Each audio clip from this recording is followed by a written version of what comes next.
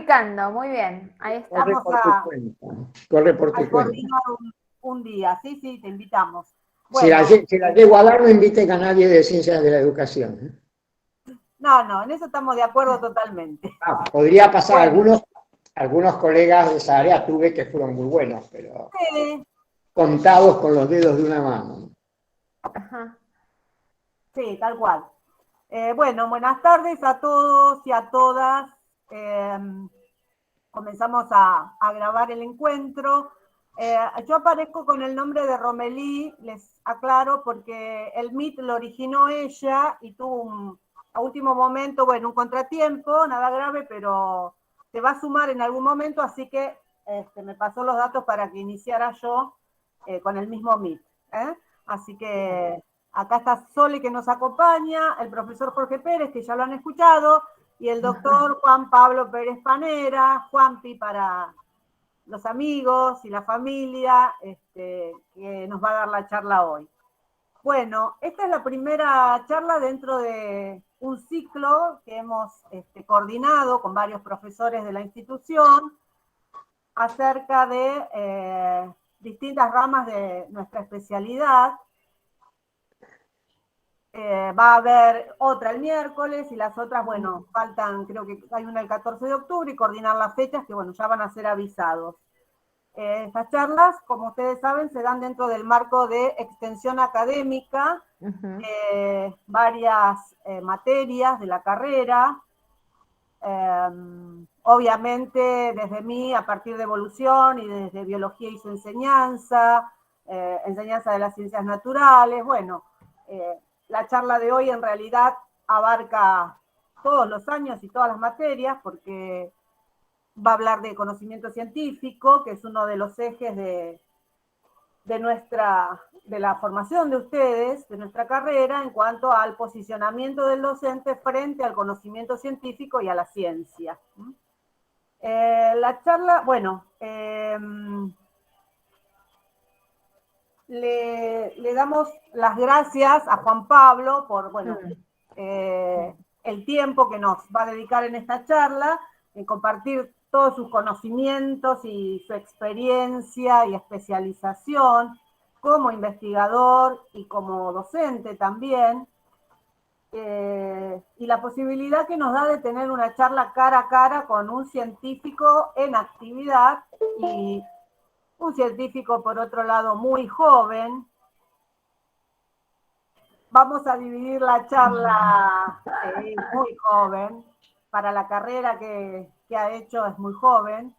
Vamos a dividir la charla en dos partes, la exposición y después al final un ratito preguntas libres, así que si ustedes tienen dudas, preguntas, inquietudes, vayan anotando en una hojita y al final van a tener la posibilidad de preguntar todo aquello que necesiten. Bueno,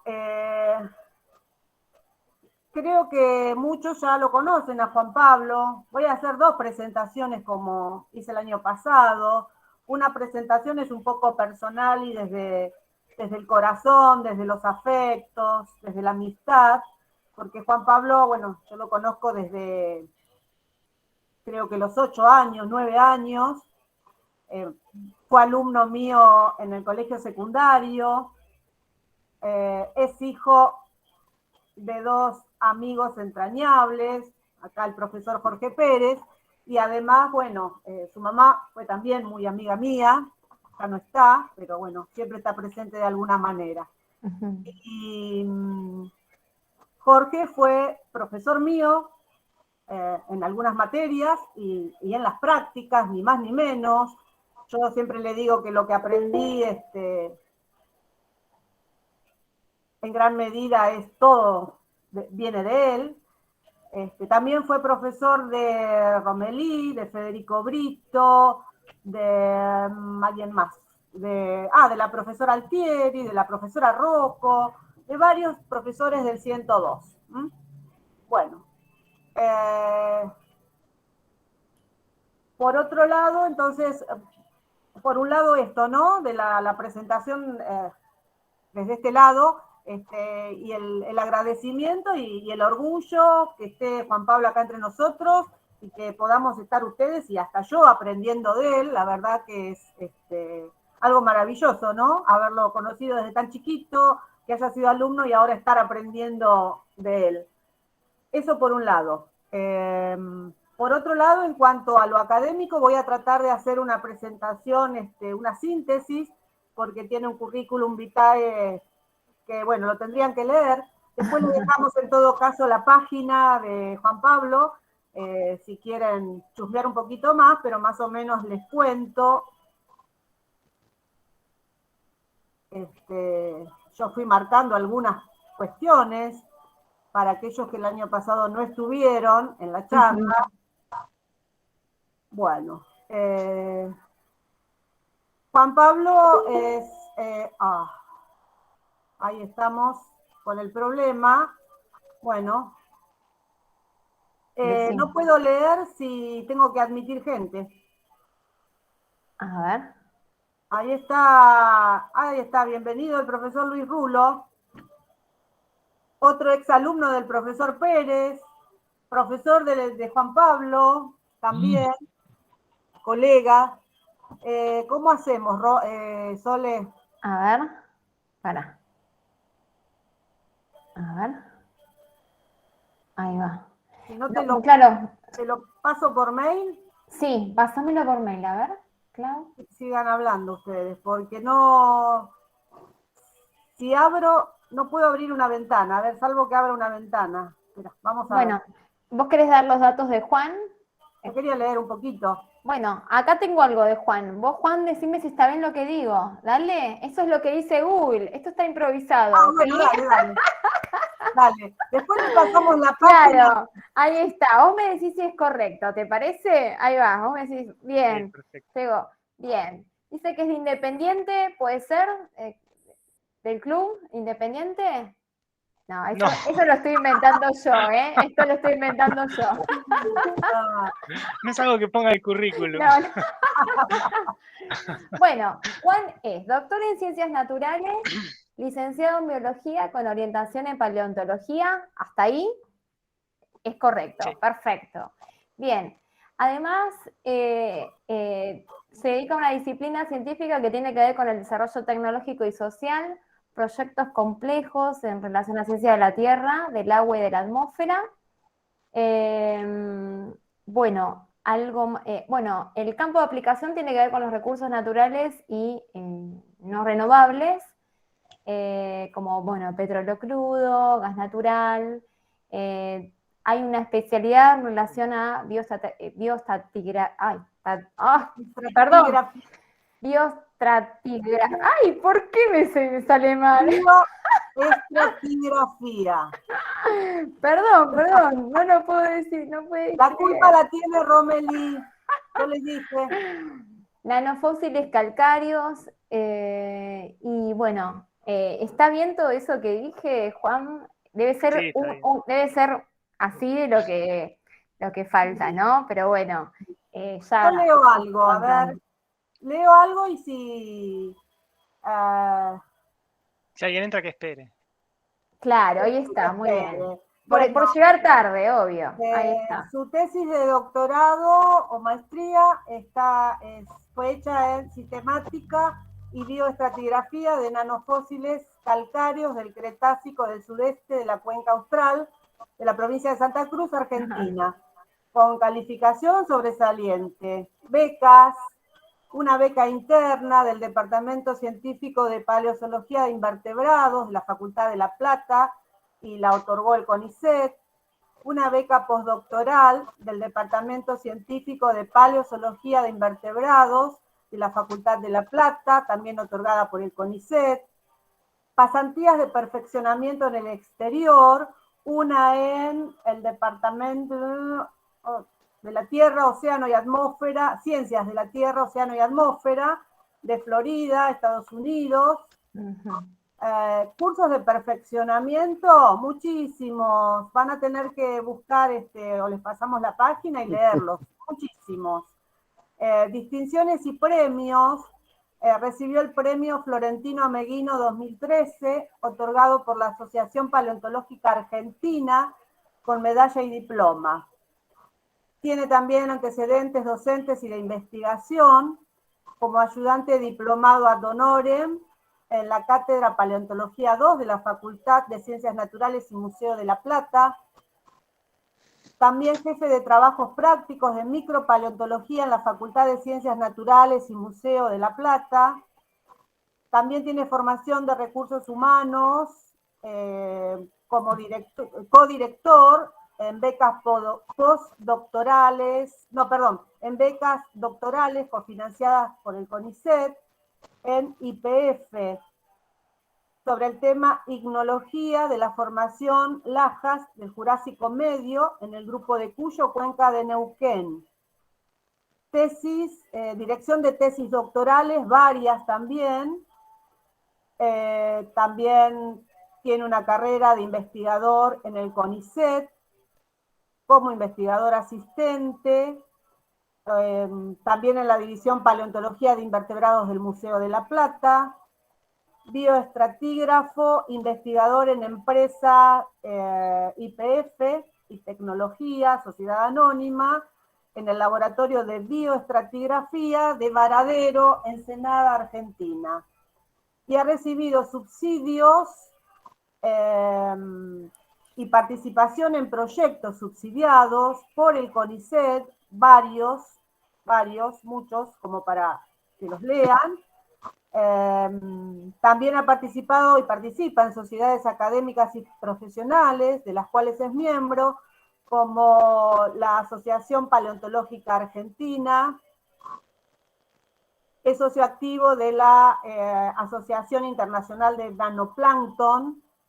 Es miembro del comité editor de Ameguiniana, que es la revista de la Asociación Paleontológica Argentina. Es miembro del Comité Internacional de Nanoplancton y tiene numerosas participaciones en congresos, encuentros, jornadas y simposios relacionados obviamente a la paleontología. También tiene trabajos publicados o aceptados para publicar en revistas periódicas, actas de congresos, libros o capítulos de libros. Creo que conté más de 25 publicaciones, así que no las voy a leer una por una porque si no se nos va el tiempo de la charla. Y también tiene numerosos trabajos de transferencia o extensión, bueno, a través de distintos informes publicados, realizados, para distintas empresas. Bueno. Otros antecedentes profesionales: concurrencia al Departamento de Paleontología de Invertebrados, micropaleontología del Museo de La Plata, colaborando en áreas técnicas y de investigación. Concurrencia a la consultora bioestratigráfica GEMA, que depende de YPF. Participación de la campaña del buque oceanográfico, yo en inglés me mataron, Bellows de Florida, Instituto de Oceanografía al Golfo de México. Participación en la campaña del buque oceanográfico With the Beer 2 del Instituto Oceanográfico de Florida en el Golfo de México. Y bueno, más o menos hice una súper síntesis del currículum de Juan Pablo. Por eso les decía que es muy joven en relación a todo lo que ha estudiado, se ha perfeccionado y a todo lo que sabe. Bueno, tal vez en algún momento se sume algún directivo, lo van a hacer, así que bueno, por ahí paro un segundo la charla para presentarlos.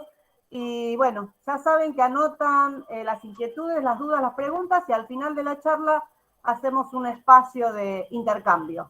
Bueno, Juan Pablo, te damos al fin y al cabo, te damos la palabra. Bueno, gracias. ¿Qué tal, Luis? Ahí lo veo a Luis conectado. Es mi padrino, Luis, también, aparte. Además, mi padrino de confirmación. Tenés razón. Sí, sí. Bueno, gracias, Claudia, por la presentación y todo. Yo, para resumir un poquito por ahí, que a lo mejor tiene algo que ver con las cosas que yo voy a hablar. Yo soy paleontólogo y estudio microfósiles calcáreos, que son fósiles muy chiquititos. Los trabajo acá con microscopio. Son fósiles que están en las rocas muy chiquitos y los estudian ahí. y principalmente la aplicación que tiene el estudio de esos microfósiles es a reconocer la edad y el ambiente sedimentario de las rocas que estamos estudiando. Entonces, a partir de ver qué microfósiles hay en una roca, nosotros podemos saber en qué periodo geológico se depositó esa roca, digamos, ¿no? Entonces, puede ser de tantos millones de años, durante el periodo de los dinosaurios o posterior a eso, ¿no? Eso tiene importancia, digamos, en un punto, bueno, académica, pero también tiene una beta de aplicación a la industria, por ejemplo, sobre todo a la industria del petróleo, por ejemplo. Eso les comento por ahí, y eso es la bioestratigrafía, ¿no? La bioestratigrafía es datar la edad de las rocas en el registro geológico a partir del contenido de los fósiles, ¿no? Entonces, bueno, yo soy investigador de CONICET y actualmente estoy trabajando ya hace casi 8 años en una empresa que se llama ITEC, que es una empresa que se conformó en el año 2013 cuando se nacionalizó YPF. Armaron una empresa de investigación y desarrollo para YPF nacionalizada, que la conformaron por un lado YPF y por otro lado CONICET. Entonces, de esa sociedad, digamos, se justificaba que algunos investigadores fuéramos a trabajar a esa empresa, y entonces también yo trabajo como en proyectos, digamos, de la empresa petrolera, ¿no? O sea, lo que a ellos les interesa es que yo, a través del estudio de los microfósiles, les diga qué secuencias, qué edad y qué ambientes se habían depositado ahí. Eso, para ahí, lo que tiene que ver es un poco con esto de la ciencia aplicada y la ciencia pura, ¿no? La ciencia básica y la ciencia aplicada. Bueno, voy a empezar a compartir una presentación que yo medio armé. A ver.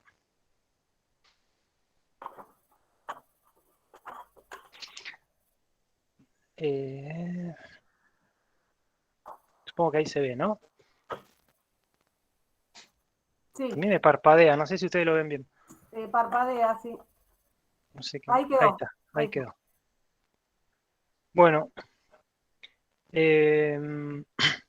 Bueno, la intención de la charla, lo que yo armé, a mí cuando Claudia me propuso hacer una charla es, estuvimos hablando de qué podíamos hablar y demás, y Claudia me decía que una cosa importante por ahí era repasar algunas cosas sobre lo que es el método científico, qué es el conocimiento científico, ¿no?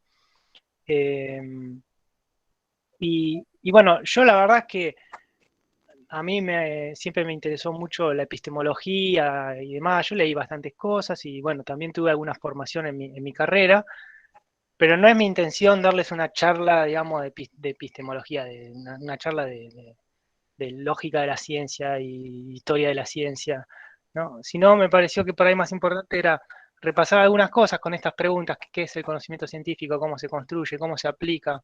¿Cómo se socializa?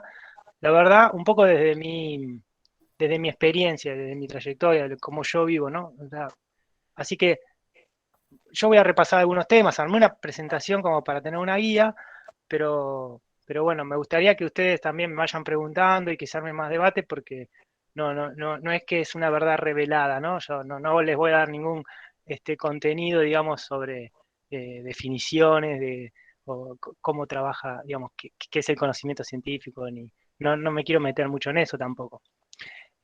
Así que más o menos mi intención es que se lleven una idea de cómo es mi trabajo, yo como investigador, digamos, ¿no? Como paleontólogo, ¿no? Qué cosas son las que hago para poder investigar, digamos, y cómo me planteo mis objetivos, cómo me planteo mis estudios, ¿no? Y después eso cómo se comunica, etcétera. Así que, bueno, voy a empezar así como a hacer el repaso. Cuando quieran me interrumpen.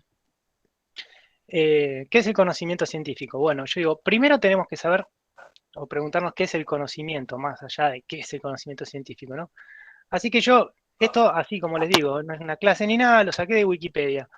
Digo, bueno, a ver, ¿cómo se define el conocimiento? Entonces, el conocimiento, dicen, lo voy a leer, dice: hechos o información adquiridos por una persona a través de la experiencia, la razón o la educación, la comprensión teórica o práctica de un asunto referente a la realidad. Son todas definiciones válidas para lo que sería conocimiento, ¿no? Lo que se adquiere como un contenido intelectual relativo a un campo determinado o a la totalidad del universo. La conciencia o familiaridad adquirida por la experiencia de un hecho o situación. representa toda certidumbre cognitiva mensurable según la respuesta a ¿por qué?, ¿cómo?, ¿cuándo?, ¿dónde? Y dice, bueno, no existe una definición única de conocimiento, sin embargo, existen muchas perspectivas desde las que se puede considerar el conocimiento, siendo la consideración de su función y fundamento un problema histórico de la reflexión filosófica y de la ciencia. La rama de la filosofía que estudia o que se relaciona al conocimiento es la epistemología o teoría del conocimiento. Y la teoría del conocimiento estudia las posibles formas de relación entre el sujeto y el objeto. Se trata, por lo tanto, de un estudio de la función del entendimiento propio de la persona. Digamos que el conocimiento es algo que es inherente al ser humano, ¿no? Porque tiene que ver con esa conciencia. Y si nos ponemos a pensar, a mí me pareció fundamental esto, ¿no? Es la certidumbre cognitiva mesurable a las respuestas, según las respuestas a por qué, cómo, cuándo, dónde. Digamos que nosotros como seres humanos tenemos todas estas respuestas. A veces con más certidumbre, a veces con menos certidumbre, ¿no? Pero el ser humano se hace preguntas y tiene necesidad de encontrar una respuesta. Incluso a las cosas más absurdas o más abstractas, le tenemos que encontrar una respuesta. Y todo eso es el conocimiento. ¿Y cómo abordamos ese conocimiento? Es, digamos, nuestra necesidad por entender el universo, ¿no? Todo. Entonces, para mí, tenemos como distintos abordajes al conocimiento. Entonces, por un lado tenemos, según el objeto de estudio, digamos, o según lo que nosotros nos estemos preguntando, podemos tener un conocimiento que se fundamente, digamos, que busque respuestas a lo que es el mundo físico, ¿no? Las cosas que vemos, que tocamos, que sabemos que tenemos experiencia real, tangible de que existen. Y después las preguntas del mundo metafísico, ¿no? Digamos, el alma, Dios, el sentido de la vida. Fíjense que esto parece tan difícil de responder, pero todos en algún punto tenemos una respuesta a eso. ¿Y cómo se aborda, digamos, este universo así como dual, ¿no? Entre lo físico y lo metafísico? Yo creo que se aborda desde estas 4 actividades del ser humano, ¿no? Que no las podemos eludir, o sea, que están desde que aparece la sociedad, desde que el Homo sapiens tiene pensamiento. Entonces, tenemos campos de conocimiento que son la filosofía, la teología, el arte es otro campo de conocimiento, y después hay un conocimiento práctico, que en todas las sociedades aparece, que eventualmente se va construyendo y se va formalizando en lo que después nosotros vamos a entender como el conocimiento científico. Entonces, la filosofía es como el conocimiento más, ¿cómo decir?, académico, digamos, que nosotros podemos trazar, ¿no? Desde la antigüedad, en Grecia y demás, ¿no? Que, digamos, los filósofos son esas personas que tienen tiempo, de repente, para ponerse a pensar y construyen todo, digamos, un esquema de cómo funciona el universo, ¿no? Y la filosofía se ocupa un poco de todo. Y en realidad, la filosofía después, a medida que como que se va especializando y demás, esto por lo menos para el mundo occidental, vamos generando a partir de la filosofía subdisciplinas, digamos, ¿no? Que se transforman en lo que es la teología, bueno, el arte ya es anterior, digamos, ¿no? Y después un conocimiento práctico. Es como que de alguna forma igual la filosofía tiene como objeto de estudio estas cosas también. O sea, la filosofía también estudia la teología, estudia el arte y estudia el conocimiento práctico, ¿no? Hasta que después se disocia un poco, porque cuando empieza a aparecer la formalización de lo que es el conocimiento científico, la filosofía pierde campo ahí. Pero vamos a ver que todavía igual, sin embargo, la filosofía tiene como objeto de estudio por lo menos la práctica de lo que es la investigación científica, la actividad científica. Y después el arte me parece interesante también porque el arte, de alguna forma, lo que hace el hombre con el arte es expresar qué siente o cómo interpreta y cómo interpela el universo, ¿no? De las cuestiones más emocionales a las cuestiones más físicas, si queremos, ¿no? Entonces, digamos que el conocimiento es una cosa muy amplia y hay una parte de ese conocimiento que es este conocimiento práctico, científico. Práctico en el sentido de que siempre todas las sociedades, digamos, de alguna forma obtienen experiencias a través de su vida, digamos, del universo, y es, digamos, todo el mundo sabe que si tiras una piedra se va a caer al suelo. Y no necesariamente hay un análisis científico detrás de ese fenómeno, ¿sí? Pero eso es lo que permite que el hombre, bueno, va construyendo herramientas y demás. Entonces, ese conocimiento, digamos, es ese conocimiento práctico, que en alguna forma después termina siendo formalizado como un conocimiento científico. Esta PPT la pongo porque acá dice ciencia e ingeniería, ¿no? Pero sería como esa dualidad, ¿no? El conocimiento práctico es, yo quiero poner los tenedores así, listo, le meto cinta, yo sé que va a funcionar. ¿Por qué? No sé, pero yo sé que si le pongo cinta queda ahí.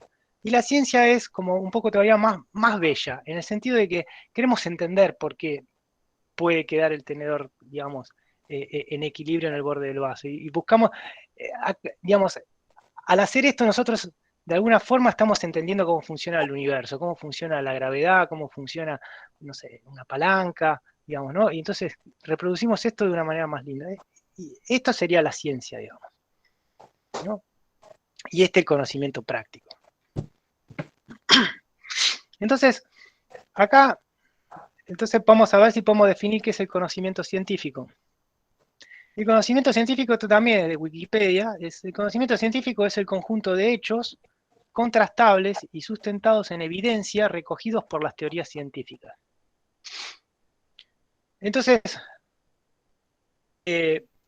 ya digamos, acá hay algunas palabras que nos van indicando que, por ejemplo, el conocimiento científico es un conjunto de hechos contrastables, o sea, el conocimiento científico se ocupa del mundo físico, digamos. Entonces, no vamos a... La ciencia no se ocupa de la metafísica, de algo que no puede observar, que no puede medir, que no puede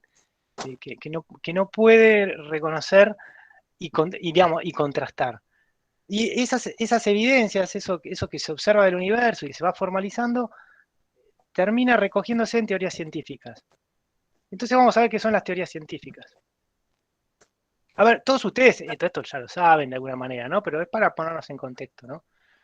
Entonces, bueno, una teoría científica es un conjunto de conceptos, incluyendo abstracciones de fenómenos observables y propiedades cuantificables, junto con reglas, son las leyes científicas, que expresan las relaciones entre las observaciones de dichos conceptos. Una teoría científica se construye para ajustarse a los datos empíricos disponibles sobre dichas observaciones, y se pone como un principio o conjunto de principios para explicar una clase de fenómeno.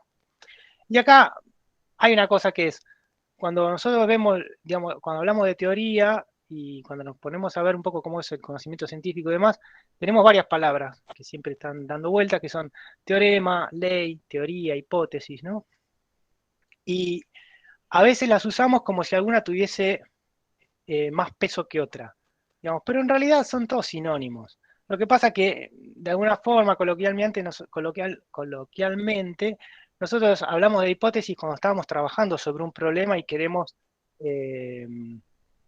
queremos contrastar si esa idea que tenemos, si esa teoría que nosotros tenemos es válida, se ajusta a las observaciones, se ajusta a los experimentos, se ajusta a las predicciones. Cuando ya tiene bastante más peso y está aceptada, entonces hablamos de teoría.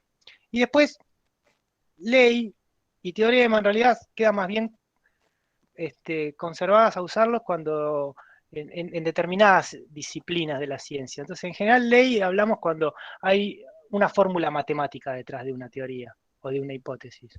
En general usamos eso. Y para las matemáticas se usa más bien teorema, porque el teorema es algo que de alguna forma, como la matemática es una ciencia formal, una ciencia lógica, en verdad la matemática es un lenguaje, un teorema es algo que prácticamente es indiscutido, digamos, no necesita mucha contrastación. Si la formalización de ese teorema matemáticamente nosotros lo podemos demostrar, lo tomamos prácticamente como un axioma, ¿no?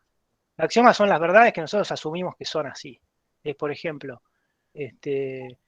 por 2 puntos pasa una sola recta. Ese es un axioma, ¿no? Si tenemos 2 puntos, solamente una recta puede pasar por esos 2 puntos, no más que una. Eso es un axioma y lo asumimos así. O que los números son infinitos. Bueno, pero lo que sí, digamos, de alguna manera todos comparten. Había dicho que perdón que interrumpa. Había dicho que los axiomas eran las verdades. Son verdades asumidas. Nosotros, el axioma no se discute, digamos, ¿no? Pero no está acá, porque en realidad el axioma son las... son los supuestos con los que trabaja la matemática, digamos. ¿Sí? No es algo que nosotros, no es algo que nosotros vamos a discutir un axioma. Porque vamos a verificar o contrastar. Pero bueno, en realidad, los teoremas, leyes, teorías y hipótesis, pues, digamos, su validez o su fortaleza, digamos, a ver, su aceptación en el ámbito científico es indistinto del nombre que le pongamos, digamos, ¿no? Porque en realidad todas, en definitiva, son proposiciones. Y esto sí por ahí es importante porque esto es con lo que trabaja la ciencia. O sea, una teoría o una hipótesis, en definitiva, es una proposición. Y una proposición son entidades portadoras de valor de verdad. Son oraciones o símbolos, o una secuencia de signos, que nosotros le podemos asignar un valor de verdad. Podemos decir, esto es falso o esto es verdadero. Entonces, esto es importante porque es la forma en la que nosotros podemos comprobar si esas teorías nos explican algo del universo o no nos explican algo. Entonces, el significado de esas oraciones son declarativas o enunciativas, digamos, a la forma que tienen, ¿no?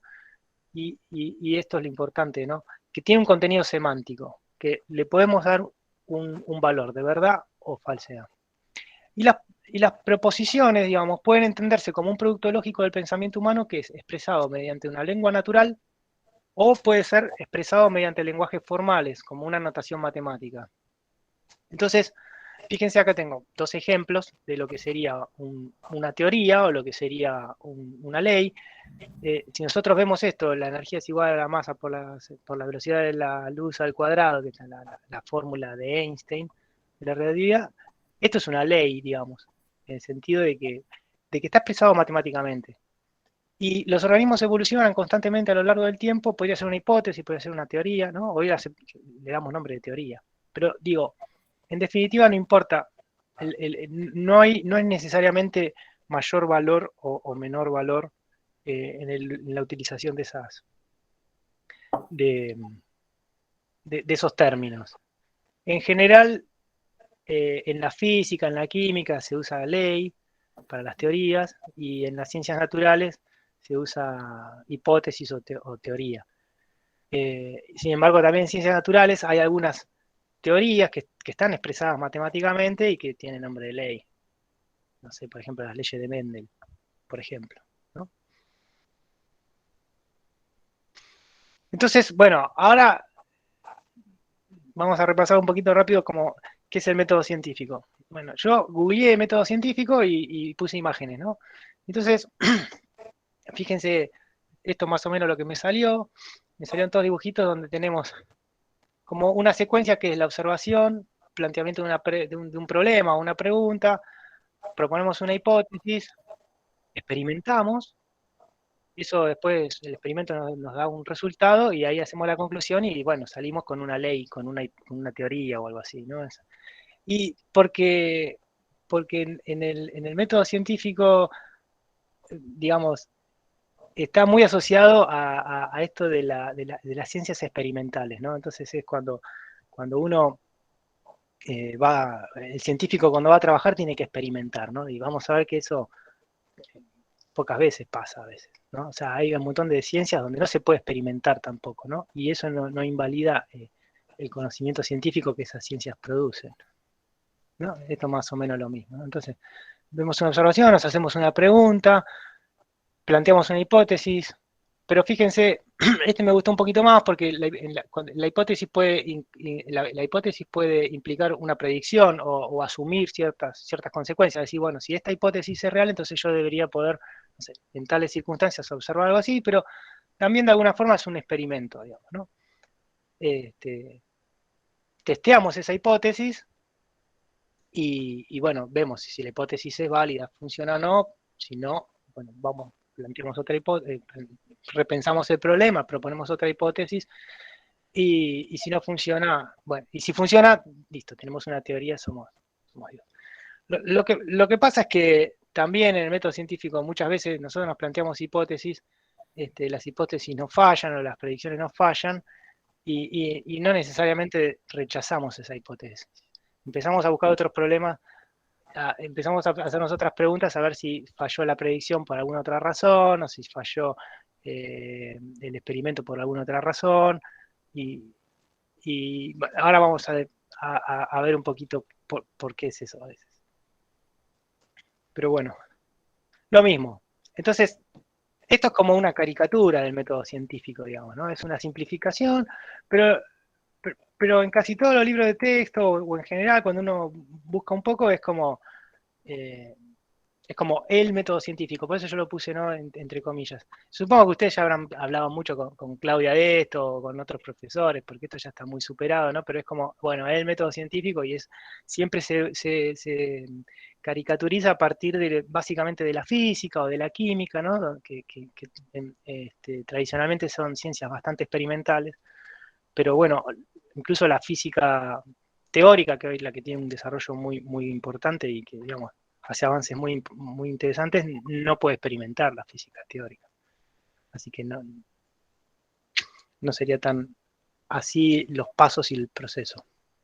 Pero entonces, bueno, acá también, busqué en Wikipedia, a ver, ¿qué es para Wikipedia el método científico? Entonces, el método científico es una metodología para obtener resultados, para obtener nuevos conocimientos que ha caracterizado históricamente la ciencia y que consiste en la observación sistemática, medición, experimentación y la formulación y análisis y modificación de hipótesis. Las principales características de un método científico válido son la falsabilidad y la reproducibilidad y repetibilidad de los resultados, corroborada por la revisión por pares. Algunos tipos de técnicas o metodologías utilizadas son la deducción, inducción y abducción. Esta definición igual es linda, si bien puede dejar deja algunas disciplinas por ahí un poco colgadas, tiene algunos conceptos interesantes que ahora los vamos a ir repasando, que son que para que uno, digamos, para que uno trabaje con un método científico, tiene que proponer hipótesis que sean falsables. Esa metodología tiene que habilitar la capacidad de reproducir y de repetir. Y esto de la revisión por pares es muy importante, que eso me llamó la atención que figure acá en el Wikipedia en la definición, porque es algo que tiene mucha importancia para los científicos, realmente para el trabajo nuestro, ¿no? Esto nunca por ahí se habla mucho, pero eso es importante y lo vamos a ver. Y bueno, y después acá dice, bueno, tipos de técnicas o metodologías. Esto de la deducción, la inducción, la abducción, digamos, son las formas de razonamiento en realidad. Y estos son lo que la tarea que le fue quedando a la filosofía de alguna forma, ¿no? De alguna manera, porque si el método de razonamiento es deductivo, inductivo o abductivo, es de lo que se ocupa la epistemología o la lógica, ¿no? Y es a donde más o menos se redujo la filosofía. Entonces, repasando rapidito esto, un razonamiento inductivo es una forma de razonar en la que nosotros partimos de cosas, de casos particulares a algo general. Entonces, acá tengo un ejemplo. Por ejemplo, este tipo de razonamiento es el inductivo. Julio es mortal, Fernando es mortal, Susana es mortal, Felipe es mortal. Hasta ahora todos los hombres que hemos observado son mortales, entonces deducimos que todos los hombres son mortales. Y esta sería nuestra hipótesis o nuestra teoría, digamos, ¿no? Y terminamos asumiendo que esto es así. Pero, y lo adoptamos, y este es nuestro conocimiento científico. Bueno, después de varias observaciones, nosotros concluimos que todos los hombres son mortales. Y en ciencia, digamos, entonces, el pensamiento científico, digamos, acá en este ejercicio es, yo no estoy diciendo que los hombres son mortales porque se me ocurrió, ¿no? Sino que lo observé, lo verifiqué, lo anoté, lo medí. Y entonces después termino concluyendo, bueno, si estudié 380.000 hombres, todos son mortales, evidentemente todos los hombres son mortales. Pero basta un caso de un hombre que no sea mortal, caiga a tomar mate Matusalén, y nos pone en duda la hipótesis. Nos pone un poco en duda la teoría, ¿sí? Y la ciencia es abierta a eso, ¿no? Entonces no se cierra en ese conocimiento. Entonces, ¿qué hacemos si aparece Matusalén? ¿Damos por tierra esta hipótesis? En la realidad, no. En la realidad lo que hacemos es anotamos que Matusalén no se muere, pero seguimos pensando que esto es lo que explica el universo, digamos. Bueno, está bien, qué sé yo, acá Matusalén no se murió, ¿por qué será?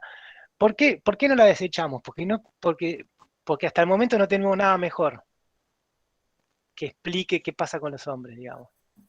¿Sí? Y después tenemos el razonamiento de la deducción, que es el razonamiento deductivo, que es al revés, digamos. Es un razonamiento donde el argumento va desde los casos generales a lo particular. Entonces, acá tenemos algún ejemplo, que es, si nosotros decimos que todos los hombres son mortales, esto es, acá digamos introducimos algún concepto más que es el de premisa, ¿no? Las premisas son los enunciados que tiene la ciencia, que asume como verdades. No necesariamente sean verdades, pero las asumimos como verdades porque son nuestras premisas. Vamos a trabajar sobre la base de esto, ¿no? Digamos, todos los hombres son mortales es una teoría que nosotros teníamos por otro tipo de razonamiento, nosotros lo incorporamos como parte del conocimiento científico y seguimos avanzando y seguimos trabajando en eso. Entonces, si todos los hombres son mortales, Adán es hombre, entonces podemos concluir que Adán es mortal. Tenemos que esperar a que Adán se muera para ver si realmente esta hipótesis es cierta o no, por ejemplo, ¿no? Pero este razonamiento está bien. Digamos, si nosotros asumimos que todos los hombres son mortales y Adán es hombre, bueno, entonces Adán es mortal. El proceso lógico digamos, de esto, de la deducción, es correcto, digamos, ¿no? Y está bien argumentado.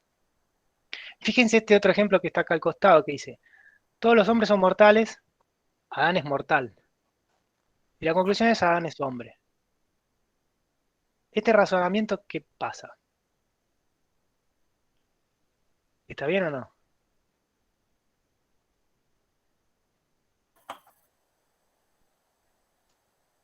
Este razonamiento no se deduce de las premisas, en verdad. Yo lo puse porque esto muchas veces, cuando en algunos cursos que yo hice de lógica, qué sé yo creo que por ahí los profesores se confunden o algo, y lo han puesto como ejemplo, ¿no? En algunos textos incluso está puesto así como ejemplo. Yo no puedo concluir que Adán es hombre por estas premisas, porque lo único que yo sé es que todos los hombres son mortales y que Adán es mortal. Pero puede ser que Adán sea un perro. Y tal vez los perros son mortales también. Yo no tengo información de eso. Entonces, no, digamos que Adán sea hombre necesariamente implica que Adán es mortal, pero que Adán sea mortal no necesariamente implica que sea hombre. De todas formas, este es otro tipo de razonamiento que parece el hipotético deductivo, es que yo digo, si todos los hombres son mortales y Adán es mortal, digo, ¿Adán será hombre? Entonces, en ese sentido sí lo puedo pensar, pero a esto lo tengo que contrastar. Tengo que pensar en algún experimento, en alguna predicción o una nueva observación para ver si la teoría de que Adán es hombre es cierta o no. Y después está el razonamiento de la deducción, que por ahí este es el más común, el más creativo de alguna manera, que es a partir de hechos o fenómenos se ofrece una hipótesis que explica ese hecho o fenómeno, ¿no? Y acá no hay, en este tipo de razonamiento, la hipótesis no necesariamente se desprende naturalmente de las premisas, ¿no? O sea, es algo que se nos ocurre, es algo que nos viene a la mente por cualquier proceso que sea, que de alguna manera se supone que la abducción es como la máxima capacidad, digamos, creativa y de razonamiento del hombre, ¿no? Entonces, como ejemplo yo puse esto, esta manzana es roja, todas las manzanas del árbol X son rojas, bueno, esta manzana proviene del árbol X. Esto es parecido a la de los hombres son mortales, digamos, ¿no? Entonces, por eso le decía también, es donde yo, acá lo que estoy haciendo es, con esta información que yo tengo, le voy a dar una explicación. Digo, bueno, esa manzana tiene que venir del árbol X porque hasta el momento es el único árbol que yo sé que da manzanas rojas, por ejemplo, ¿no? Pero después tengo que diseñar o seguir observando para ver si esta hipótesis es verdadera o es falsa. Pero bueno, básicamente estos son los razonamientos que tiene el método científico, digamos, ¿no? Esto todo lo estudia la lógica y bueno, en parte la epistemología. Pero entonces, ahora vimos algunas cosas que tenían que ver con, bueno, qué tipo de razonamientos son razonamientos científicos, qué propiedades tiene el conocimiento científico, como vimos lo de la falsación y demás. Y entonces hay en epistemología un tema de investigación que es la demarcación. O sea, qué cosas, qué conocimiento es del campo de la ciencia y qué no, ¿no? O sea, qué enunciados, qué proposiciones o qué actividades son propias a la ciencia y qué cosas no. Y eso lo que nos permite es identificar, incluso, qué sé yo, si un trabajo tiene un soporte científico o no, digamos, si cumple con las reglas de lo que es una actividad científica o no. Entonces, por un lado, es decir, bueno, qué cosas van a ser ciencia y qué cosas no. Entonces, por un lado, el objeto de estudio. La ciencia estudia entidades y fenómenos físicos. Entonces, si nosotros decimos, vamos a estudiar a Dios, pónganle, ¿no? O vamos a estudiar el alma. Bueno, ya podríamos, cuando vemos este principio de demarcación, decimos, bueno, no, esos no son objetos de estudio de la ciencia. ¿Por qué? Porque la idea de Dios es casi aparte tautológica, ¿no? O sea, es omnipresente, omnipotente, pero no lo podemos ver, solamente podemos creer en él por fe, digamos. No está mal que pensemos en Dios digamos, y considerar que no tiene que ser algo del ámbito de la actividad humana o social, qué sé yo, está perfecto. Pero no es campo de la ciencia eso. El alma tampoco, qué sé yo, no sé, a lo mejor en algún momento la ciencia avanza tanto que alguien puede medir el alma. Bueno, hay gente que dice que mide el aura, qué sé yo, ¿no? Pero eso es importante porque también la ciencia hoy en la sociedad, en todo el mundo, goza de la ciencia goza de un prestigio, digamos, que un montón de chantas se quieren agarrar de eso, ¿no? Entonces, muchas de estas cosas a veces se disfrazan de que tienen un sustento científico o que tienen una validez y bueno, es importante estar atento a esas cosas, digamos, ¿no? Bueno, otra cosa muy importante, que esto lo propuso Popper, en principio del siglo XX, es el principio de falsación, que está relacionado al concepto de tautología, digamos. Cualquier enunciado, teoría o ley, digamos, que sea propio de la ciencia, tiene que cumplir con el principio de falsación. Y el principio de falsación lo que implica es que un enunciado, que es estos enunciados que nosotros le podemos dar valor de verdad o falsedad, o una teoría, tenga la capacidad de ser falsa, ¿no? Digamos, las teorías científicas no tienen que ser falsas, tienen que ser verdaderas o no verdaderas, pero por lo menos lo más aproximados a la verdad, digamos, ¿no? Porque eso es otra cosa, la ciencia nunca pretende haber alcanzado la verdad. Para la ciencia bueno, esta es la mejor explicación que hoy tengo de este fenómeno o de este objeto. En algún momento la podré mejorar, pero tiene que existir la capacidad de que eso sea falso, que eso que yo estoy proponiendo como una teoría sea falso. Entonces, digamos, por ejemplo, la ley de gravedad dice que un objeto en el planeta Tierra va a caer a 9,5 metros por segundo al cuadrado, ¿no? Con esa velocidad, etc. ¿Es falsable esa teoría, o sea, la ley de gravedad? Sí, es falsable. Si yo logro soltar una manzana y que la manzana se quede quieta en el aire o que se vaya para arriba, ya la estoy falsando. O sea, tiene la capacidad de ser falsa esa teoría. O que caiga a mayor velocidad que la que describe la ley para el planeta Tierra, digamos, ¿no? Entonces, todas las teorías o leyes, hipótesis, tienen que ser capaces de ser falsables. Después tienen que tener la capacidad tener la condición de reproducibilidad. Que esto es, cualquier método que yo haya aplicado para llegar a un conocimiento científico, para llegar a un nuevo conocimiento, que no necesariamente tiene que ser una ley, una teoría, ¿no? Sino algo que yo explique, digo, bueno, yo estudié, no sé, estas aves y estas aves ponen en promedio 5 huevos, por decirles cualquier cosa, ¿no? cualquier cosa que amplíe el conocimiento científico tiene que tener la capacidad de reproducibilidad. Y eso es que recrear esos pasos, digamos, de análisis, donde a partir de los mismos resultados yo obtenga los mismos datos. O sea, si yo hago un estudio con una cantidad de datos específicos, cualquier otro científico puede venir a reproducir ese análisis que yo hice y tendría que obtener la misma información. Y la repetibilidad es que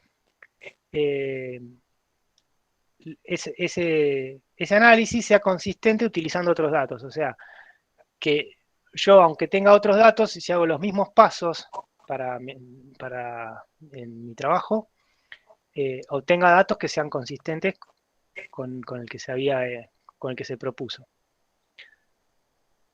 ¿Sí? ¿Se entiende eso?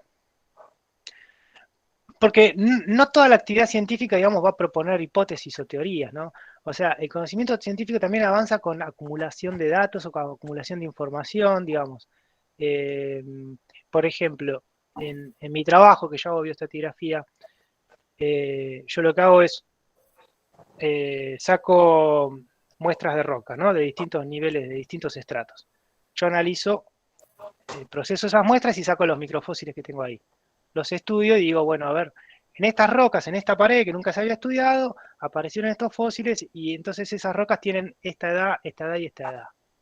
Si yo le doy a otro científico mi set de datos, los microfósiles que yo encontré, el otro científico tendría que llegar a los mismos resultados que yo. Entonces, mi trabajo tendría la capacidad de reproducibilidad. O sea, yo pongo todos los elementos de mi trabajo para que otro científico, a partir de mis datos, llegue a las conclusiones que yo llegué, ¿no? Puede haber diferencias, que él interprete una cosa distinta que yo, digamos, pero mi estudio cumple con esas condiciones, digamos.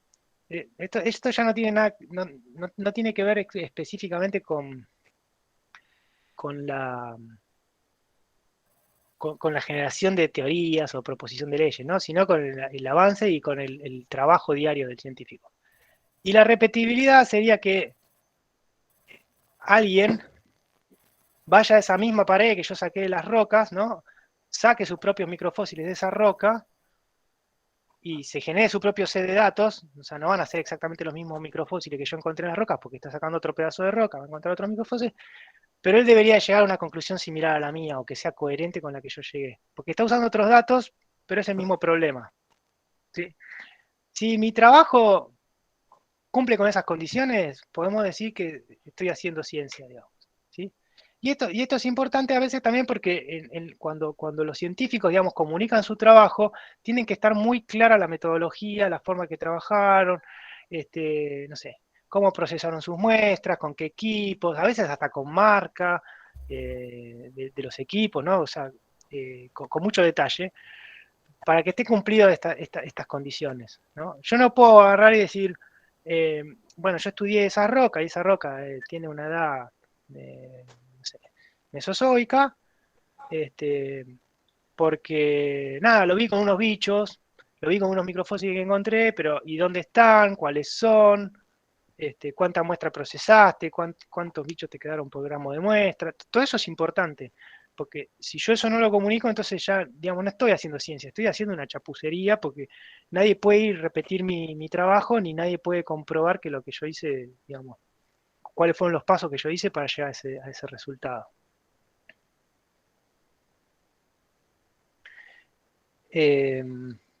Bueno, y entonces, siguiendo un poquito esto de lo de la demarcación, qué cosas son del ámbito de la ciencia y qué cosas no, los enunciados científicos no pueden ser tautológicos. O sea, no pueden ser siempre verdades, en el sentido de que yo, por ejemplo, si yo digo, la rosa roja es roja, eso es una tautología. Digamos, no estoy informando nada de nada. Y, digamos, en ese caso tampoco es falsable. O sea, la rosa roja no puede no ser roja, porque yo ya la estoy definiendo como roja. Digamos, entonces son como verdades de perogrullo las tautologías, ¿no? Entonces no añaden nada nuevo, o no explican nada del mundo. Tampoco puede ser contradictoria, en el sentido de que no puede ir contra la lógica racional, contra ese proceso de razonamiento, como vimos la inducción, la deducción, digamos, no podemos decir, por ejemplo, 2 más 2 es 5, ¿no? porque nosotros tenemos un esquema formal de entender el mundo que es en la matemática y 2 más 2 no es 5, es 4. Entonces, si yo derivo cosas de un razonamiento así, eso ya no es, de eso ya no es ciencia. Y después, tampoco el objeto es la metafísica, esto ya es algo que hablamos, digamos, un poco, ¿no? No puede afirmar algo que no puede ser comprobado experimentalmente. Bueno, siempre la palabra experimental, ¿no? Que a veces, si nosotros lo entendemos como esa caricatura de lo que es el método científico y demás, hay ciencias que no pueden experimentar. Hay ciencias que tampoco pueden reproducir o repetir. Por ejemplo, la historia no se repite y ni tampoco se puede reproducir. Pero eso no le quita valor de ciencia, porque los procedimientos o los controles que tienen esas ciencias, bueno, tratan de cumplir con esas cosas, con una metodología científica, porque las disciplinas de la ciencia son tan amplias y como que la ciencia le fue ganando campos, sobre todo a la filosofía, hay muchas de estas cosas que por ahí no aplican a todas las disciplinas. Y por ejemplo, una ciencia que goza de muy buena reputación es la física teórica, por ejemplo. Y la física teórica no estudia cosas de la metafísica, pero bueno, a veces hacen postulados, o tienen la física cuántica, por ejemplo, tiene teorías que son muy difíciles de experimentar. Y, qué sé yo, hace relativamente pocos años, toda la teoría, digamos, atómica, por ejemplo, de Bohr, digamos, no se pudo contrastar de una forma experimental, digamos, directa, hasta que aparecieron los aceleradores de partículas y demás, y así todo, esas experimentaciones que se hacen en física cuántica y demás, no son observaciones directas, son consecuencias que predicen los modelos, el modelo atómico, los modelos de partículas o de partículas subatómicas, que predicen que en determinadas condiciones se va a desprender determinada cantidad de energía en un sistema y qué sé yo.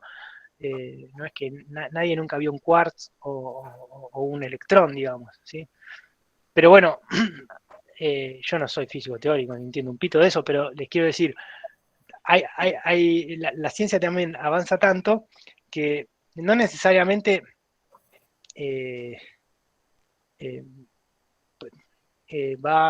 vamos a poder diseñar un experimento donde vamos a poder ver perfectamente lo que estamos planteando. Juan Pablo, te interrumpo un segundo. Sí. Acaba de ingresar a la sala la profesora María Laura Pradelli, que es regente del instituto en representación del equipo directivo. Bueno, un gusto. Yo no la tengo a la vista, pero bueno, está por ahí. Sí. Bienvenida, María Laura. Bueno, seguimos escuchándote. Bueno, para ir terminando un poquito con esto de la demarcación, entonces hay como ciertas cosas que la ciencia tiene que cumplir, que sea consistente, que no se generen contradicciones lógicas.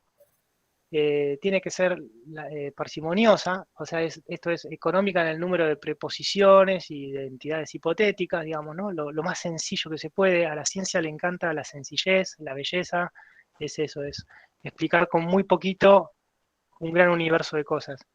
Tiene que ser pertinente, o sea, tiene que ocuparse de cosas que se pueden, de fenómenos que se puedan ver, de cosas que se puedan ser observadas, o digamos, que tengan pertinencia, que sea pertinente invertir recursos y tiempo en esos estudios. Falsable y testeable, esto es lo que habíamos visto, ¿no? Que los enunciados de la ciencia o el conocimiento científico tiene que tener la capacidad de ser falso, no ser falso, pero sí tener la capacidad de ser falso y que de alguna forma se pueda testear, reproducible, corregible y dinámica. O sea, cualquier enunciado científico no puede admitir ser una verdad absoluta, digamos, ¿no? O sea, tiene que admitir incluso mejoras a partir de esos mismos enunciados. Integradora, robusta, corregible, bueno. Y siempre es provisional o tentativa. La ciencia ya, digamos, por autodefinición, no pretende alcanzar la verdad, digamos, ¿no? O de alguna forma asume que nunca va a alcanzar la verdad, sino su avance lo que hace es aproximarnos a la verdad. Y bueno, entonces, como terminando un poquito de esto, lo que acá puse como un ejemplo sobre la parsimonia y la robustez de las leyes, es esto que me parece que es interesante para ver un poquito esto de cómo avanza la ciencia, en el sentido de que la ciencia siempre igual tiene que tener alguna, o el hombre siempre tiene que tener alguna respuesta a algo. Entonces, por ejemplo, en el caso de la segunda ley de Newton, toda la física newtoniana, lo que es la física, la mecánica newtoniana, la segunda ley dice que el momentum es igual a la masa por la velocidad, ¿no? Y eso estudiamos nosotros en el secundario, lo estudiamos en la facultad, digamos, ¿no? Toda la física de Newton. Cuando viene Einstein y hace él su modelo de la relatividad, él corrige la fórmula de las leyes newtonianas, de la mecánica newtoniana. ¿Por qué? Porque él incluye en su modelo, en el modelo relativista, el hecho de que el espacio es curvo, de que los objetos pueden perder masa, y entonces una aproximación mejor a esa verdad que la ciencia quiere alcanzar es esta fórmula, donde es el momentum es igual a la masa por velocidad, pero dividido sobre la raíz de 1 menos la velocidad al cuadrado sobre la velocidad de la luz al cuadrado. Bien. ¿Esto importa? Sí, un montón, pero dependiendo para quién. Por ejemplo, para la gente que hace cosmología, digamos, para lo que son los sistemas a gran escala, de grandes masas y de grandes distancias, esto es súper importante porque este término en la ley, de la segunda ley, habilita que, digamos, que las predicciones de esta ley sean se ajusten mucho más a la realidad, digamos, ¿no? Sin embargo, casi todo el mundo que trabaja con la escala, digamos, escala normal, las implicancias que tiene las grandes, la cercanía de los cuerpos masivos y demás, no tiene mucha importancia, y entonces este término no aporta nada a los cálculos. Con lo cual, casi todos los físicos que trabajan en una escala normal trabajan con estas fórmulas. ¿Por qué? Por un principio de parsimonia, digamos. O sea, porque esto es más sencillo. Y yo puedo explicar el universo con esta fórmula. Pero no deja de ser importante que yo conozco esta fórmula, que yo sé que ahora que en realidad, que en verdad, esto se ajusta más a la realidad. Y esto me explica muchos más fenómenos. Y eso tiene que ver con esto de que sea integradora y robusta, ¿no? De que la ciencia lo que busca además es que ese conocimiento avance de manera que económica y bella, que con enunciados menos complejos nosotros podamos explicar más sobre el universo.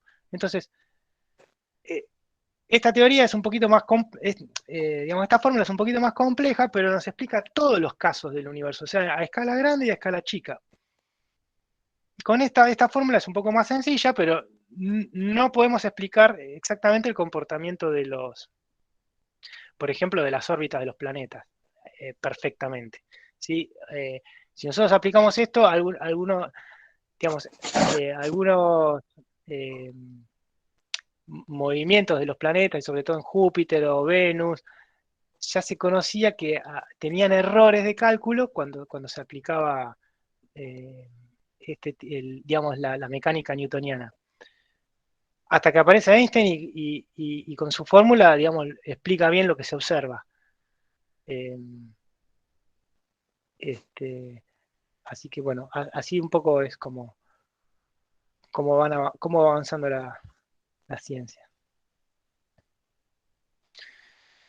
Y bueno, retomando un poco esto de, si vemos la demarcación, o sea, cómo es el método y el tema de la experimentación, la repetitividad, esas propiedades que tiene que tener la ciencia, a mí me gustó mucho este meme porque dice algo que entre los científicos se dicen y que en la misma sociedad también asume de alguna forma, ¿no? Acá tenemos todos científicos, pero como que algunos son de mayor calidad que otros, ¿no? Entonces tenemos por un lado los sociólogos y el psicólogo le dice, bueno, la sociología es solamente psicología aplicada. Y el biólogo le dice al psicólogo, bueno, pero la psicología es biología aplicada. El químico le dice al biólogo, bueno, pero ustedes, la biología es nada más que química aplicada. Y lo mismo el físico, ¿no? Y después acá está el matemático y dice, hey chicos, no los veo desde acá lejos, ¿no? De alguna manera, esto está representando cuánto se ajusta cada una de estas disciplinas de la ciencia a esa eh, demarcación o a este método científico que vimos antes, ¿no? A si tiene las propiedades de ser repetitiva, de la repetitividad, de la, de la experimentación o no, ¿no? Y en realidad los matemáticos lo que pasa es que eh, trabajan con un lenguaje en realidad. O sea, la matemática es un lenguaje, pero es un lenguaje lógico que nos permite entender el universo, traducir los fenómenos y las observaciones que nosotros tenemos del universo, traducirlo a símbolos, a algo que nosotros podemos eh, eh, interiorizar, digamos, y entender. Es la forma que tenemos de ponerlo en palabras. ¿Sí? Y volviendo un poquito a lo de los campos del conocimiento, la epistemología es la que se ocupa de cómo funciona todo esto, ¿no? Y de demarcar, bueno, cómo trabajan cada una de estas ciencias y hasta qué punto, digamos, estas propiedades del conocimiento y del método científico se aplican en cada una de estas disciplinas. Entonces, por un lado tenemos las ciencias formales, que serían la matemática, la lógica y las ciencias de la computación, que en realidad trabajan con lenguajes y y el trabajo es un trabajo, digamos, lógico, que se desprende de esos axiomas que tiene la matemática digamos, nos ayudan, nos dan un lenguaje para entender el universo. Y después las ciencias fácticas, que las podemos dividir entre naturales y sociales. Las ciencias naturales son de por sí, de alguna manera, las ciencias experimentales, ¿no? La física, la química, incluso la biología. Y a medida que nos vamos hacia las ciencias sociales, esto de la experimentación y la repetitividad se empieza a desdibujar un poco, digamos, ¿no? Y la verdad es que prácticamente no hay ningún científico que trabaje con una teoría, que se plantee una teoría, que piense un experimento para falsar o no esa teoría y después hacer una conclusión, ¿no? Eso a veces se va construyendo de a poco y con el trabajo de la comunidad científica.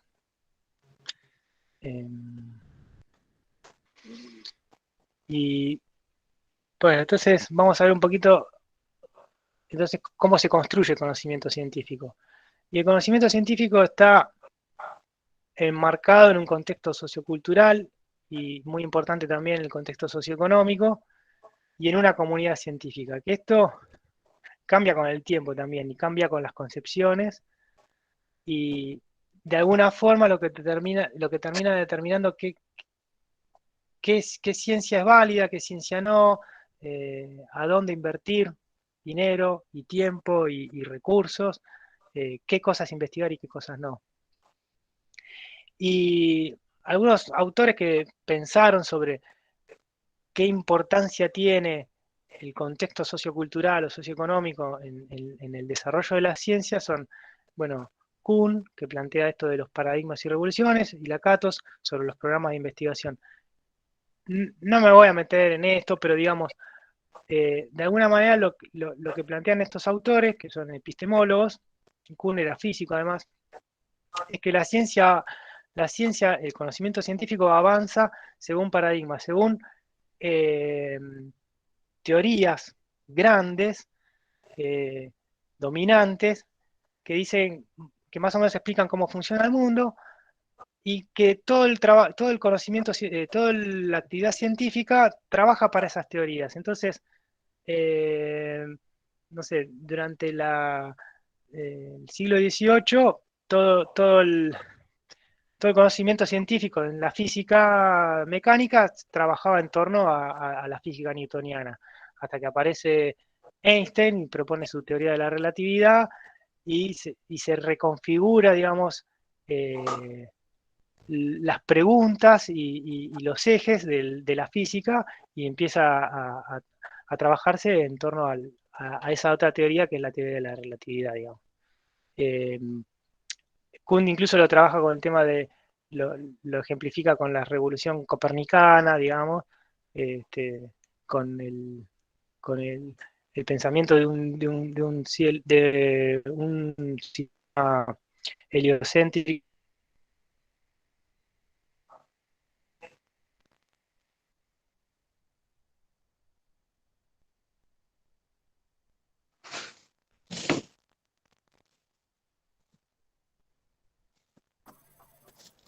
Se congeló, ¿no? Sí, profe. Sí, se cortó. Sí, profe. Bueno. Yo escuchaba que se le cortaba de vez en cuando el audio. Vamos a ver.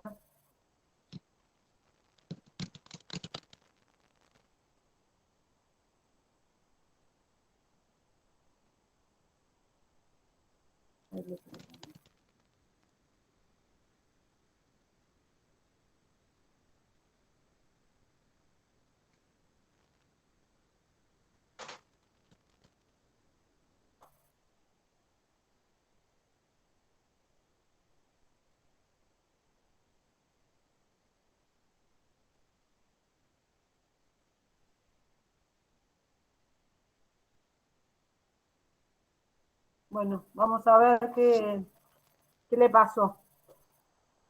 El año pasado, no sé si a él o a Javier Gelfo se le había cortado la luz. Si alguno de ustedes estuvo, tuvo que desdoblar. Sí. ¿Qué está, Juan Pablo? Puede seguir Jorge. Ah, también. Ahí volvió. Sí, Nos asustamos. ahí está. Sí. Bueno, me pasa, a veces se me Sí. desconecta, o no sé. Pero bueno, hoy estaba andando muy bien. Bueno, la idea de acá es como que en realidad siempre hay paradigmas, digamos, en la ciencia, en cada una de las disciplinas, sobre la cual toda la comunidad científica trabaja, ¿no? Es como el contexto, el contexto aceptado por la comunidad científica.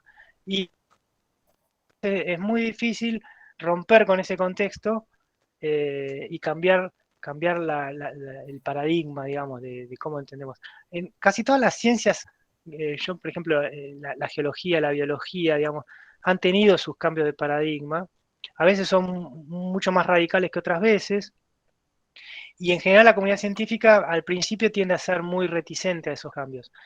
Y la ruptura, la revolución se da cuando se acumula un montón de evidencia en contra de la teoría dominante y a favor de la nueva teoría que aparece, digamos.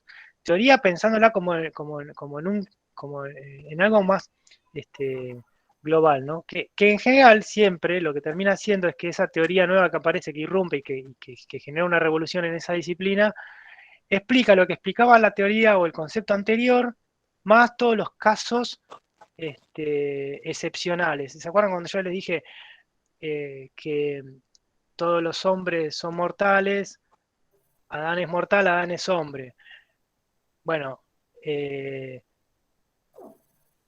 si decíamos, si Adán después no es hombre, no, con el caso de Matusalén, eso quiere decir.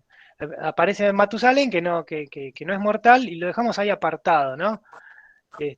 Pero no abandonamos nuestra teoría, porque no tenemos nada mejor. Y a veces cuando aparece algo mejor, bueno, la comunidad científica, por una cuestión, digamos, sociológica, no sé, cosas que estudia la epistemología también, tiende a ser reticente a esos cambios, ¿no? Y entonces, y lo que propone Lakatos es los programas de investigación, que es más o menos lo mismo, es decir, bueno, la actividad científica se alinea a determinadas teorías o conceptos establecidos por la comunidad científica y por la sociedad y orientan la investigación científica, digamos, ¿no? Y la realidad es que esto está recontra atravesando a los investigadores. Entonces, nosotros los investigadores cuando hacemos nuestra carrera, empezamos a investigar, empezamos a trabajar como científicos, nos pasa eso, que uno tiene que encontrar a dónde se acomoda en el contexto y en el paradigma del momento que uno está trabajando. Y de alguna forma trabaja para ese paradigma. Es, bueno, yo asumiendo estas condiciones, estas teorías, este concepto, digamos, en mi disciplina, tengo que buscar aumentar el conocimiento científico en el marco de ese contexto, digamos, ¿no? Entonces,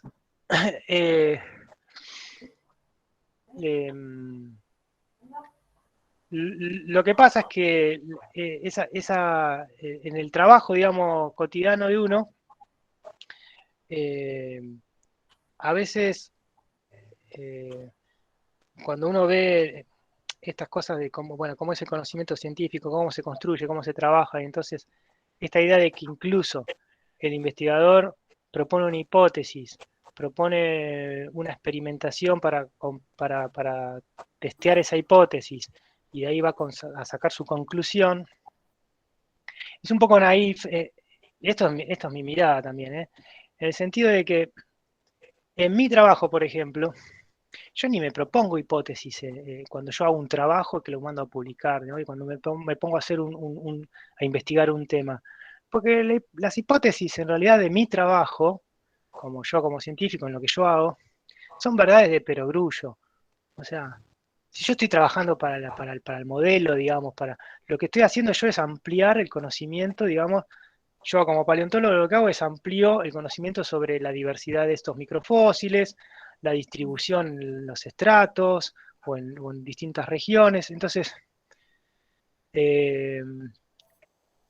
para el ámbito académico, a la gente a la que yo le voy a comunicar mi trabajo, es medio pavo plantearle las hipótesis, porque todos trabajamos con eso, son las cosas que asumimos, digamos, de alguna forma, ¿sí? Entonces lo que yo hago es, bueno, asumiendo esas condiciones, que todos los científicos de la comunidad estamos de acuerdo que son así, ese es el marco, son las preposiciones con las que nosotros trabajamos, lo que yo más bien me planteo son objetivos, más que hipótesis. Es digo, bueno, yo voy a trabajar, voy a hacer este trabajo y lo que quiero alcanzar, lo que quiero conocer, lo que quiero ampliar es esto específicamente. Y obviamente trabajo asumiendo todas esas hipótesis, digamos, ¿no? Y después lo que tengo que hacer es validar mi trabajo en el sentido de la metodología, eso sí, de la repetitividad, digamos, de que los pasos, digamos, alguien los pueda chequear. Alguien los pueda repetir o alguien pueda entender bien qué es lo que yo hice y yo tenga bien argumentado mis resultados y lo pueda reconstruir. Y de alguna forma también así se financia la ciencia, digamos. O sea, por un lado el científico hace dos cosas. Por un lado busca financiamiento, que es presentar proyectos de investigaciones que yo digo, bueno, yo voy a trabajar sobre esto. Yo soy Pérez Panera, soy micropaleontólogo, voy a trabajar este tema. ¿Por qué? Porque es relevante para esto, es relevante para lo otro. ¿Y qué objetivos tenés? Quiero ampliar el conocimiento acá, ampliar el conocimiento allá. Y lo que busco es un financiamiento, que en el caso acá en Argentina, por ejemplo, el financiamiento lo da principalmente CONICET o el Ministerio de Ciencia y Tecnología, donde uno propone qué va a hacer en 1 año, en 2 años, y aplica a proyectos, ¿no? Te otorgan plata para que vos puedas ir al campo, para que vos puedas comprar materiales, para que vos puedas armar un laboratorio y puedas desarrollar tu tarea. Por otro lado tenés el sueldo, que en Argentina también prácticamente el gran empleador de científicos es el CONICET, en algunos casos también las universidades también emplean mucho investigador, pero ese sueldo es para que vos vivas, es para que vos hagas esa tarea. Entonces el investigador por un lado lo que tiene que hacer es generarse un empleo primero, ¿no? Conseguir un trabajo en CONICET o en la universidad, y la forma de conseguirlo es proponer algo que vas a hacer, y tenés que explicar por qué y para qué, qué importancia tiene ese trabajo que vos propones hacer. Y por el otro lado, tenés que conseguir el financiamiento para que vos consigas las herramientas para trabajar lo que te propusiste que ibas a trabajar. Eso muchas veces no es que cada investigador tiene que buscar su financiamiento. En general uno trabaja con un grupo de investigadores, sobre todo cuando un investigador que empieza con una beca, que se empieza a formar en un tema, está apadrinado por un investigador que es el que le propone el tema y ya tiene un financiamiento, tiene un laboratorio montado, más o menos, ¿no? Entonces, en realidad, las dos tareas que hace el investigador son, por un lado, conseguir financiamiento, o sea, proponer temas de trabajo que sean interesantes y que sean atractivos a la sociedad, que es la que en definitiva te va a financiar ese trabajo, y por otro lado, hacer el trabajo después. Una vez que vos, suponiendo que ya tenés tu sueldo, ¿no? Tenés tu posición, tu trabajo, cobras todos los meses, entonces propones esos proyectos y después lo que tenés que hacer es trabajar. Los proyectos esos en general son proyectos grandes, de mucho tiempo, y uno trabaja, hace distintos trabajos específicos que apuntan a ir completando los objetivos de ese proyecto grande, que muchas veces comparte con otras personas, digamos, ¿no? Pero lo importante es que el investigador, y por ejemplo, en mi caso, cuando yo me recibí, digo, bueno, quiero trabajar, quiero ser científico, quiero ser un paleontólogo, trabajar de algo. En las sociedades ya hay como líneas de investigación, que serían por ahí esos programas de investigación. Hay temas que son importantes y otros temas que no. Hay temas que van a estar financiados y otros que no. Y hay gente, y hay una comunidad científica que es la que de alguna manera termina decidiendo qué cosas vale la pena investigar y qué cosas no. Entonces, el investigador científico hoy por hoy no hace lo que se le ocurre, uno no investiga lo que le da la gana. Digamos, como por ahí podemos tener una visión más romántica, no sé, de Newton abajo del árbol y que se le cae la manzana y el tipo dijo, oh, me voy a poner a trabajar en esto, o que investigaba con un prisma. Esa gente igual sabía por qué hacía eso, por qué estaba trabajando en eso, pero nosotros tenemos por ahí esa idea romántica de que el investigador o que el científico mira el universo, algo le llama la atención y dice, uy, a ver, ¿y por qué esto es así? Y se pone a trabajar, ¿no? La verdad es que no, la ciencia está muy atravesada por la sociedad y hay temas que son importantes y temas que no. Por ejemplo, cuando por ejemplo, en la micropaleontología, que es lo que yo hago, siempre fue como una cosa medio una curiosidad, ¿no? Los microfósiles los estudiaban los geólogos, porque eran las personas que miraban al microscopio las rocas. Miraban para interpretar los minerales, ¿no? para identificar la roca, digamos, lo que hacían era mirar al microscopio la roca para analizar bien esa roca, el objeto roca, digamos, ¿no? Y empezaban a encontrar los microfósiles. Entonces, algunos geólogos empezaron a clasificarlos como algo secundario a su trabajo, ¿no? Y así se va formalizando y va apareciendo la micropaleontología. Hasta que con la industria, con la aparición de la industria del petróleo, digamos, cuando se empieza a explotar el petróleo y se hacen perforaciones, el petróleo se saca haciendo agujeros en la tierra, digamos, profundos, y ningún geólogo de campo, digamos, puedes saber qué es lo que hay abajo de la Tierra, porque lo único que tenés es un agujerito que trae algunas rocas y no tenés nada aflorando, como para saber qué es lo que está pasando ahí abajo. Uno de los pocos datos que uno tiene para entender el subsuelo, para entender qué es lo que pasa en las rocas de abajo, es, bueno, analizar las rocas desde el punto de vista de la mineralogía de esas rocas, y de repente los microfósiles empezaron a poder responder un montón de preguntas. Por ejemplo, correlacionar, ¿no? De un pozo a otro, ¿no? Si yo en este pozo tengo petróleo, acá encontré petróleo y estoy a 100 metros, si yo me muevo 10 kilómetros, esa roca que hoy que tiene petróleo, ¿la voy a encontrar o no? Y la forma de poder correlacionar si estábamos viendo las mismas rocas o no, una forma muy útil era estudiar los microfósiles que estaban en esas rocas. Y del subsuelo, básicamente lo único que se puede sacar son los microfósiles, digamos. Cualquier otro fósil va a salir todo roto porque la perforación rompe las rocas. Los microfósiles son tan chiquititos que no se rompen y los podemos estudiar. Entonces, durante muchos años, desde el siglo, no sé, desde 1900, que se empieza a formar, que se empieza a formalizar la micropaleontología como disciplina dentro de la paleontología, siempre muy asociado al desarrollo de la industria del petróleo, y la industria del petróleo era la que financiaba de alguna forma las investigaciones de los micropaleontólogos. Y siempre estuvo muy estrechamente relacionada a esa capacidad de poder identificar la edad de las rocas y de correlacionar distintos sitios a partir de los microfósiles. A partir de la década del 70 más o menos empiezan en la sociedad toda la discusión sobre la utilización de los recursos no renovables, el impacto antrópico, el cambio climático, ¿no? Y las consecuencias que eso tiene. Y ya en década de 1980, Greenpeace, ¿no? Todo eso les suena, ¿no? Lo que para la sociedad empieza a ser importante es, che, miren, estamos rompiendo todo el planeta, esto puede tener un cambio climático muy importante, con consecuencias muy graves, y la micropaleontología ahí dio un giro también, asociado a esa problemática, y se empezaron a financiar todos proyectos, digamos, donde estaba la plata, eran proyectos que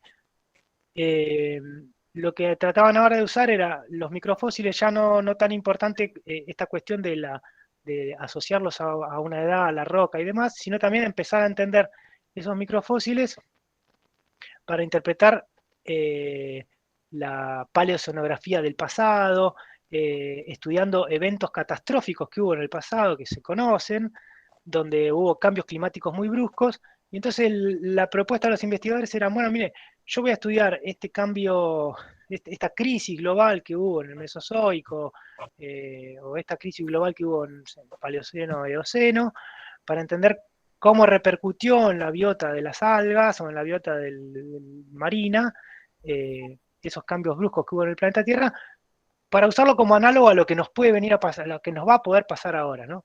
Entonces todos los micropaleontólogos se pusieron a hacer paleoceanografía y a estudiar procesos, digamos, catastróficos en el pasado. Y todos los proyectos van ahí.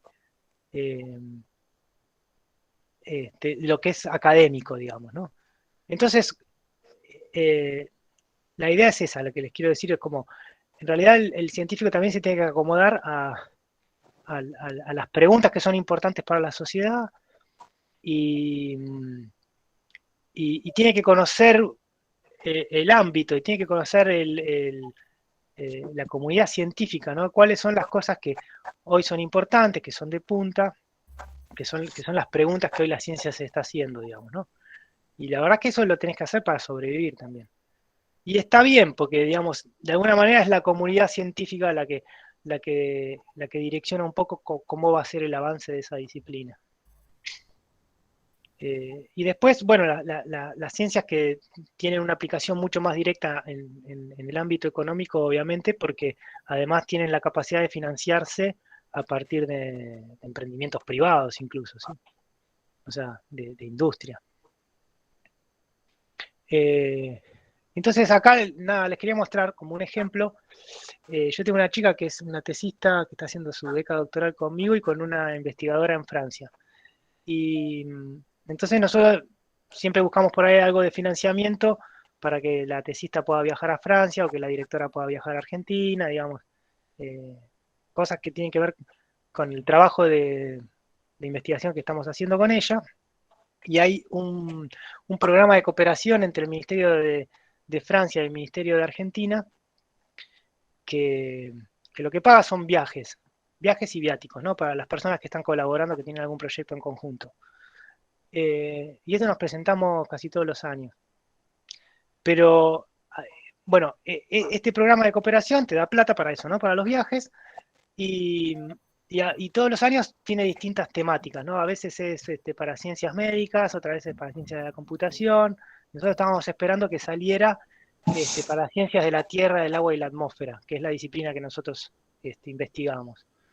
Bueno, el año pasado salió, para abril 2020 salió el llamado, 2020 salió el llamado, y esto se trata a lo largo de un año.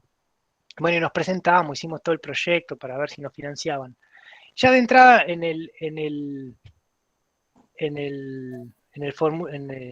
la página, digamos, del MinCit, del Ministerio de Ciencia y Tecnología, decía que se iban a financiar 2 proyectos nada más, ¿no? Con lo cual, acá hay un montón de gente que se presenta a estas cosas, ¿no? Y es una sangría, digamos, a ver a quién le otorgan el financiamiento. Son un montón de científicos que están aplicando a esto, ¿no? Y este año habían propuesto como áreas temáticas enfermedades crónicas no transmitibles, y fíjense que después tiene un detalle: estudio de los mecanismos patológicos, nuevas estrategias profilácticas y terapéuticas, influencia de las modificaciones climáticas ambientales, ¿no? Los subtemas dentro de eso. Después otro tema que participaba era nanociencias y biotecnología, bueno, remediación ambiental, mecanismos de interacción entre biomoléculas. Fíjense que igual son todas cosas que los temas de alguna manera también son cosas que tienen importancia para el ámbito socioeconómico, digamos, ¿no? Acá nadie está investigando la cantidad de plumas que tiene un cuervo. Y bueno, acá está la ciencia de la Tierra. Nosotros nos presentamos acá en perturbaciones entrópicas de los ciclos biogeoquímicos continentales y marinos, y después había otras más que decía evolución de las sociedades del siglo XX, poblaciones y desarrollo. Y fíjense esta era otra área temática que salió justo ese año: COVID-19 y la pandemia. Entonces, y aparte todo esto, ¿no? El estudio de mecanismos patogénicos propios del virus, nuevos enfoques de diagnóstico. Bueno, cuando yo vi esto dije, chao, listo, perdimos. ¿Para qué me voy a presentar? Porque este proyecto, este financiamiento financiaba 2 proyectos nada más. Y ya cuando tiraron el COVID, o sea, ese año, en el año 2020, todos los proyectos, todos los subsidios salieron para el COVID. Lo que les quiero mostrar acá con esto es que la actividad científica también está muy atravesada sobre el contexto socioeconómico, socioeconómico, sobre la sociedad, digamos, en la que está inmersa la actividad. Y así que nada, este año todo el mundo se iba o sea, yo no tengo ninguna duda, a mí no me lo van a financiar el proyecto, por más que sea buenísimo, se lo van a financiar a cualquiera que se presente sobre un tema del COVID. Eso es así. Y mucha gente, muchos institutos, sobre todo gente, biotecnólogos, etcétera, gente que digamos que se puede meter en el tema de a investigar sobre el COVID. Yo no, porque soy paleontólogo, no voy a hacer nada de eso, pero muchísima gente migró sus líneas de estudio hacia el COVID. Y en parte porque es la forma de sobrevivir también, más allá de que es importante para la sociedad, para aportar algo y para avanzar sobre este flagelo y, digamos, aportar algo para resolver el tema de la pandemia, es porque está el financiamiento ahí también. Entonces, o sea, esto a nosotros nos mató. Tuvimos 3 años esperando que salga para Ciencia de la Tierra, y cuando sale para Ciencia de la Tierra nos tiran el COVID encima. Bueno, nosotros no vamos a ganar nunca nada. Pero bueno, es así.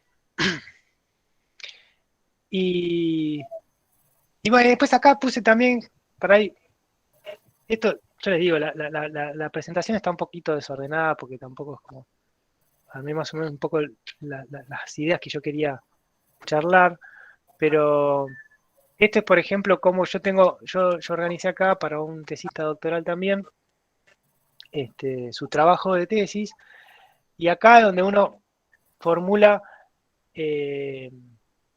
qué es lo que va a hacer, de qué manera lo va a hacer, en qué contexto. Y entonces es como para mostrarles, como si fuese el esqueleto, por lo menos para nosotros que somos de las ciencias naturales, cómo es el esqueleto de la propuesta, del plan de investigación, digamos, ¿no? ¿Qué es lo que uno se plantea? Entonces, en principio lo más importante siempre es un objetivo. Y digamos, ese objetivo tiene que estar fundamentado. Entonces, fíjense, estos títulos, digamos, no son muy caprichosos. Son más o menos los títulos que los evaluadores de los proyectos esperan. Entonces, te lo han sugerido. O sea, uno tiene que estructurar su plan de investigación un poco con esta estructura. Entonces, por un lado, el objetivo general y el fundamento de la elección del tema. O sea,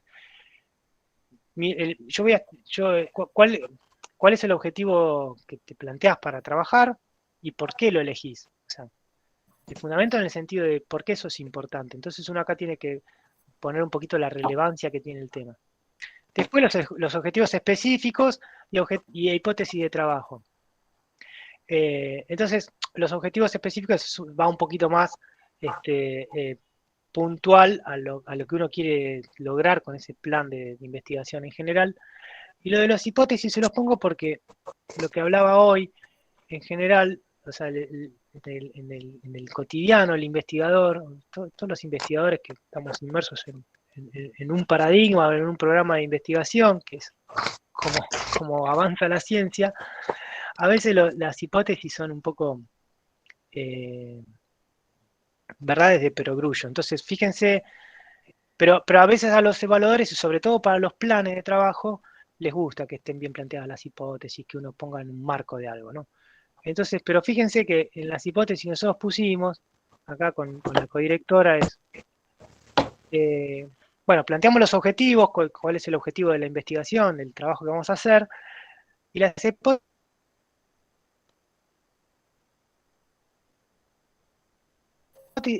hipótesis son, por las cementitas que se encuentran en tales formaciones, que son las unidades de roca, depositadas en ambientes marinos durante ingresiones del mar, son apropiadas para el estudio de dinoflagelados, de quistes de dinoflagelados. O sea, son apropiadas para estudiar determinados microfósiles.